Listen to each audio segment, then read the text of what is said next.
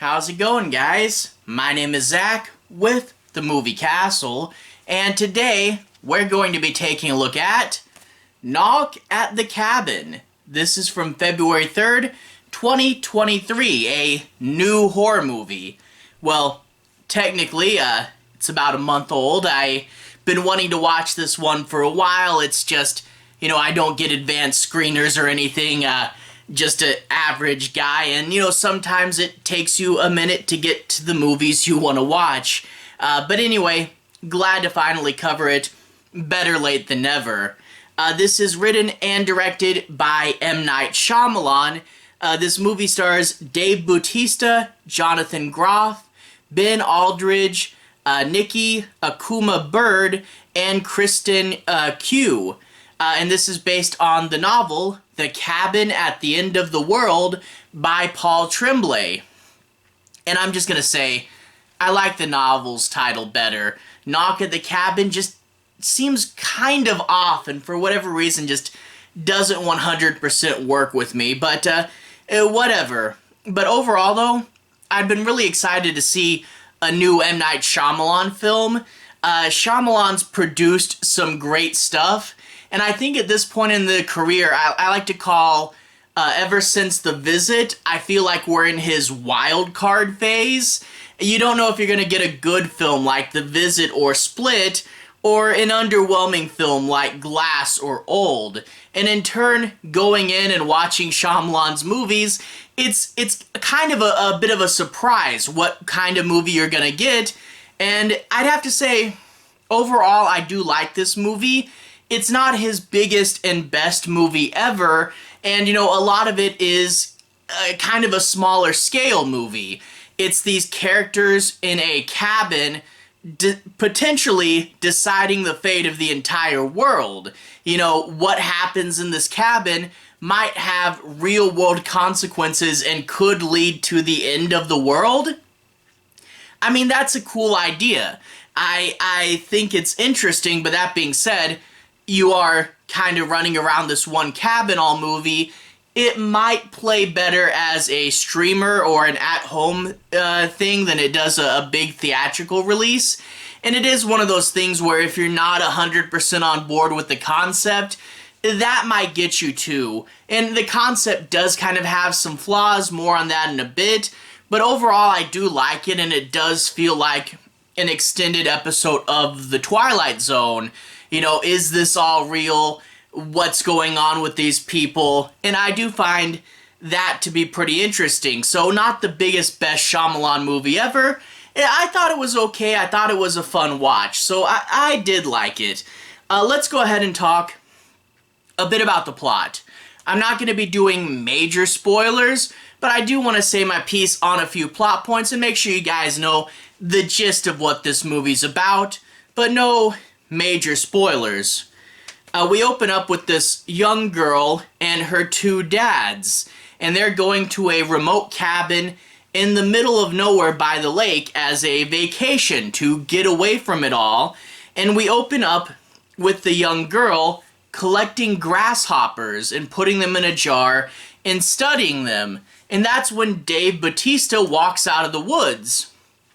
Big guy, but very nice. And the girls, of course, at first apprehensive of him, but then it appears he kind of wins her over with his personality, and he's taking a genuine interest in what she has to say, like, oh, I know these grasshoppers, and he even catches her one. And overall, Dave Bautista seems like a really nice guy, but then he says he's sad because of what he has to do.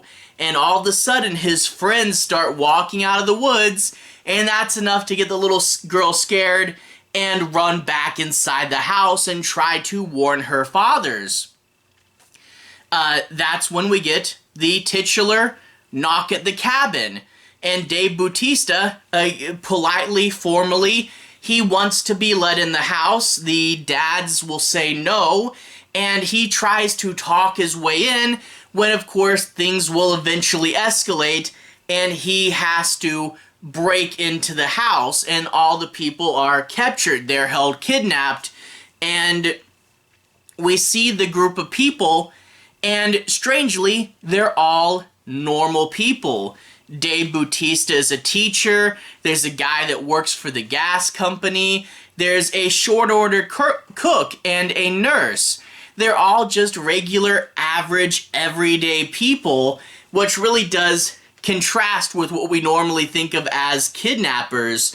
But it turns out they've all gotten visions.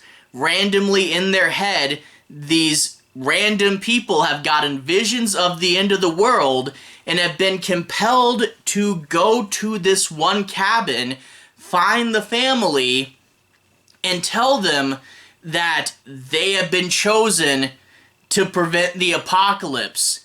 One of them has to be sacrificed by the family in order to keep the world from ending. They can't do it themselves, and it can't be a suicide. The other family members, at least one of them, has to kill someone in order to stave this off. Regularly, they'll ask them to choose. You may now choose. Will you sacrifice someone? And if they don't, they turn on the TV and something bad and horrible is going to happen on the news. But these people are just crazy, right? This can't be real, right? So you have to it's about convincing. Is this all real? Is this all happening? And then if it is, what do we do about it? What's our choice, And it is about belief, and it is about, do you take that plunge or not? And overall, let's go in with the pros.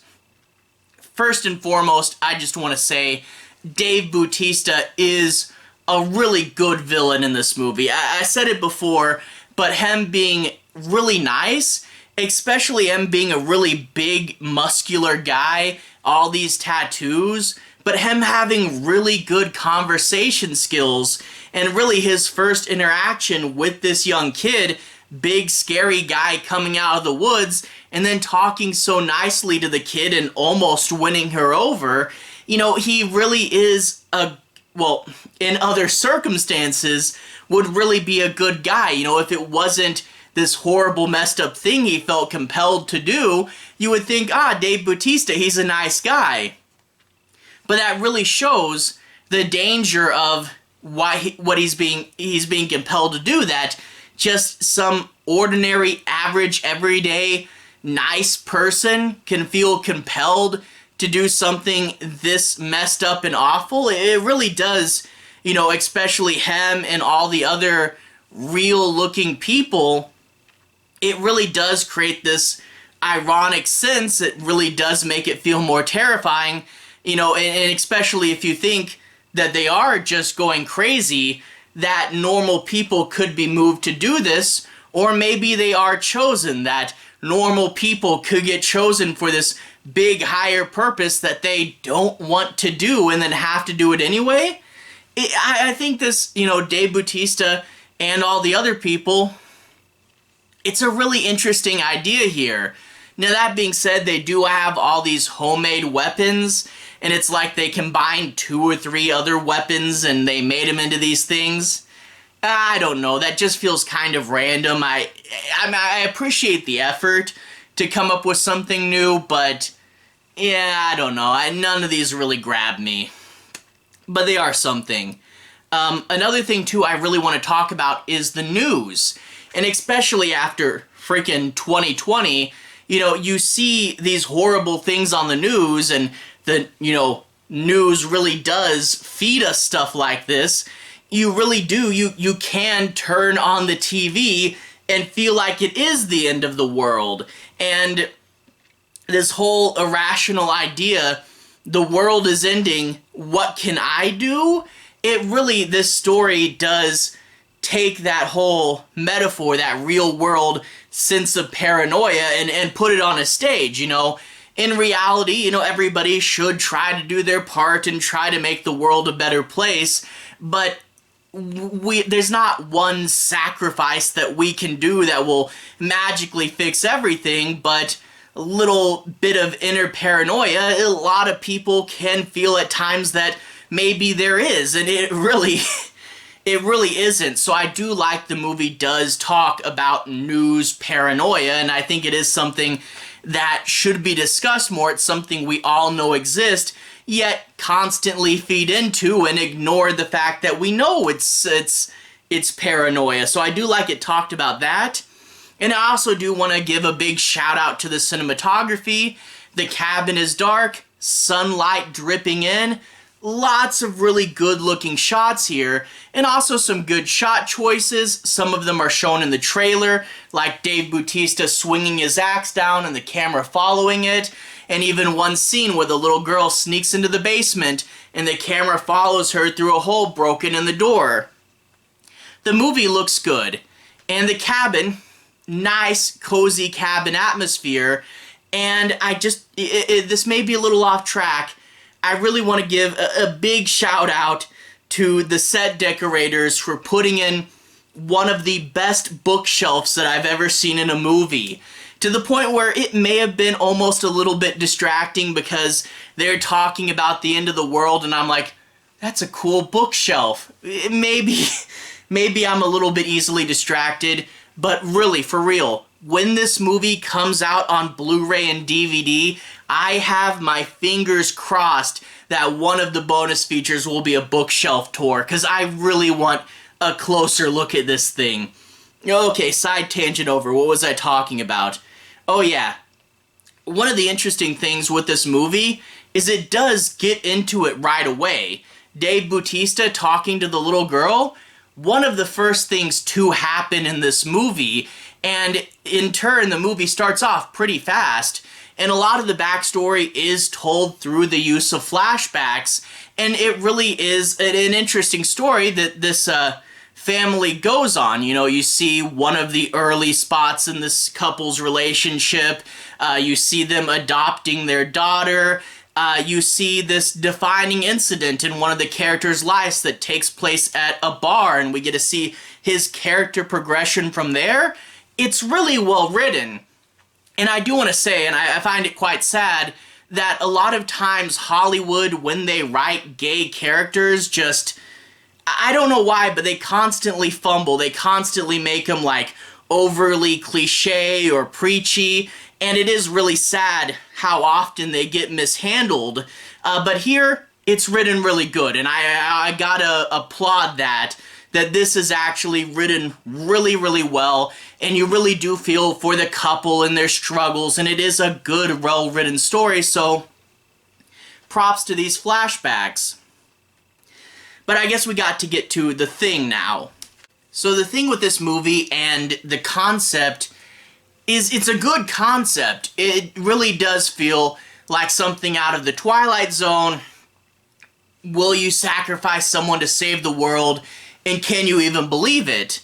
But that being said, it's one of those that when you analyze it, you can kind of overanalyze it, and you can say, okay, right here from the beginning, is it real? Is it not? And if it is real, who do you choose? And you can see that there are a limited number of outcomes. You know, there's only so many paths the story is going to go down, especially if they do choose someone. There's only 3 of them, and you know they're not going to kill the daughter. So it does limit the number of ways that this movie can go, and in turn, it's not as surprising. Also, why Dave Bautista is a good villain, he right quickly off the bat says he's not going to kill you, which makes him a little bit less threatening. Knowing the villains don't want to kill you, it does ease up on the tension a little bit. And also, deciding if this is real or not, this is one of those things that in reality, this would pretty much never, like, it would be so hard to convince someone that this was real in real life. And in real life, you would just think that these people are crazy. And I think one of the dads in here does believe that they're crazy, and I think he's like a lawyer or something. So he will look at it and start poking holes in the other people's argument and do a good job to convince you that it's not real. However, this is something we're going into it and we know we're watching a movie, and this is much more likely to be a thing that's happening in a movie. So we're more inclined to think that it is real, but logic would be more inclined to say that it's not. And it's one of those things that, you know, it's just going to be, until the situation amps up so hard, it's going to be really hard to believe this. So it's sort of that thing with convincing, you know, how far can it really go, you know? And yeah, I don't know. In real life, they'd all just be crazy. But it was a bit going back and forth, but I really wish it was more where we were on the edge and really didn't know. I just wish it was more ambiguous. They do a good job of trying to convince you that it's not, but I don't know. I just wish that it went back and forth, but at the point, you know, it's like, you know, in real life this wouldn't be, but you're inclined to think that it would be because you're in a movie, and I do wish, I don't know, I wish it was, I don't know, I wish it was more debated both ways. You know, I think actually leaning more into the supernatural, I don't know. I don't know how you would do this. But anyway, that being said, for being a relatively simple concept, this movie is actually over an hour and a half long. I think it's like an hour 40. It never did feel slow, and in turn, like, it really did, it kept me interested. It kept me glued to the screen. Now, that being said, I know some people really don't like this movie, and it might just be that they can't get behind the concept, or it may just be the scale. But the thing is, the scale, I really do like that it is a tiny cabin that might decide the fate of the whole world. I do think that is really interesting. So I didn't mind the scale, but that being said, I know some people want to go to the movies and they want to see spectacle. So for some people, this might work better as an at-home movie when it comes to streaming somewhere. I think this movie will probably do way better at the home market than it did at the theatrical, because yeah, this isn't a big over-the-top spectacle movie, and I think if this comes to streaming somewhere, it might develop a sort of cult following later on. Overall, though, I did like this movie. I didn't think it was the best thing ever. I didn't think it was Shyamalan's great next movie. But that being said, the last movie he made was Old, and that was one of his worst. So this is a significant step in the right direction, and hopefully his movies after this will be at least this good. I thought it was good, not great, pretty fun, interesting concept. I don't know, I liked it, but I know a lot of people didn't, so I had fun with it. Anyway, to everyone who's watched so far, thank you for watching. To everyone who's liked and subscribed, thank you. You really are helping the channel out. I'll leave a relevant playlist on the bottom. This should be my M. Night Shyamalan playlist. I've talked about Old, Lady in the Water, and The Village already, and I hope to fill that out more over time. Anyway, have a good day. I'll see you guys again very, very soon. Relevant playlist on the bottom. Have a good day now.